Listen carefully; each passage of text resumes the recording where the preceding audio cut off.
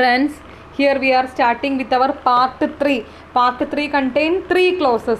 First clause, second clause and third clause. So part 3 contains 3 clauses. Here we are explaining clause 1. Clause 1 of part 3 of schedule 1. That is first schedule, which is mainly applicable for, we already know that part 3 applicable for both CA plus COP or a CA, that is a member of institute. So mainly part 3 is applicable to all chartered accountant irrespective whether they are practicing or not practicing. So now we will discuss about the first clause.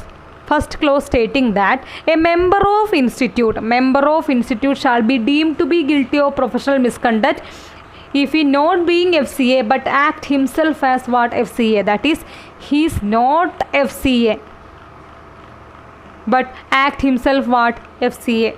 We will take the example of X, who is a newly qualified chartered accountant, obtained COP, started to practice. After 1 year, he explained himself as FCA or he act himself as what? FCA. In that case, he will be deemed to be guilty of professional misconduct as per clause 1. Section 24 we have discussed with respect of a person who is not a member of institute but act himself as what? Chartered accountant. Here we are telling about or a member of institute who is not being FCA but act himself as FCA. Then we will take the example of Y. X, we taken the example in part 1, that is, who is a practicing chartered accountant. He is a member of institute. Y, we had taken the example of Y in part 2, that is CA in service. He is also what? A member of institute.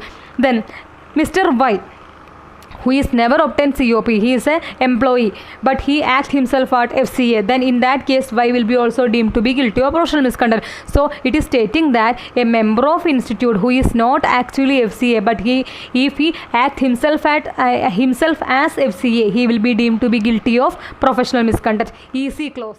Then